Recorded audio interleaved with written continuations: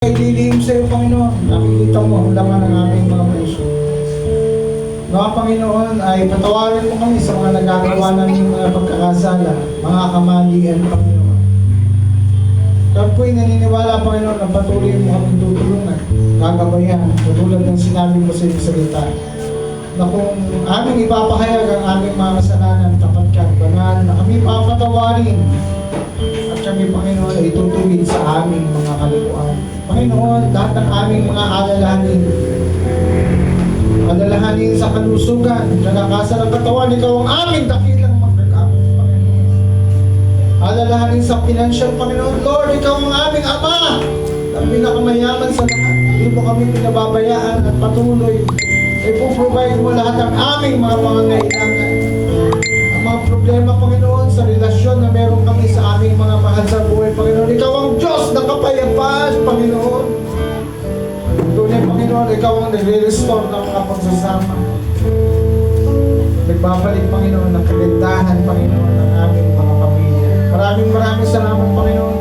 Ang aming mga pangarap, gaano man yan kataas, gaano man yan, Panginoon. Ikaw ang magbibigay ng katuparan, Panginoon, ayon sa iyong kalooban. Maraming salamat, Panginoon.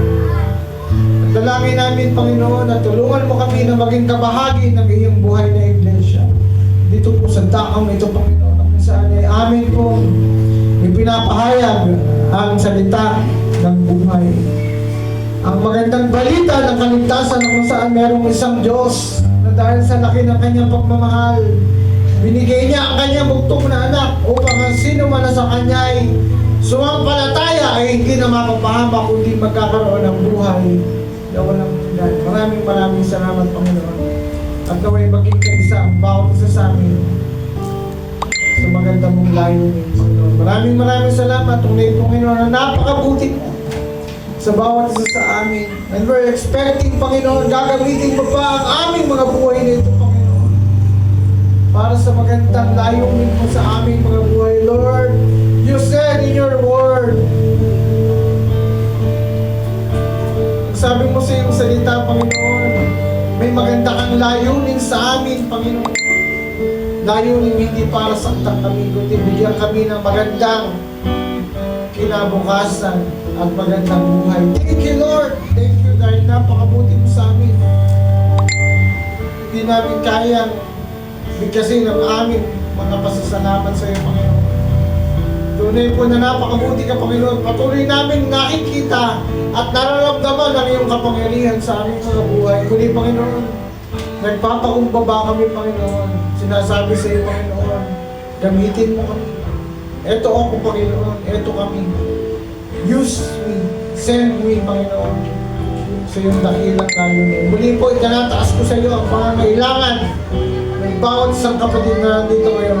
Maging ang mga kapatid na dumadanas, Panginoon, ng ibayong pagkakasakit, Panginoon, nasa balid ng karamdaman, Panginoon. Ikaw ang Diyos na aming dakilang magkagamot. And we are claiming healing, Panginoon, sapagkat ginawa mo na yan sa krus ng Kalbaryo. I-claim namin ang kalakasan ng aming espiritu, kalakasan ng aming katawan, Panginoon, sapagkat ito'y nagmumula sa iyo.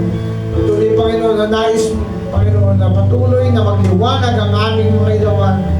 Patuloy na umalat ang asin, Panginoon, upang ito'y may kabuluhan to preserve the rotten world, Panginoon. Maraming salamat po. Minsan pa, itinataas ka namin sa aming mga buhay. At ito po ang aming samot dalangin sa pangalan ng Panginoon.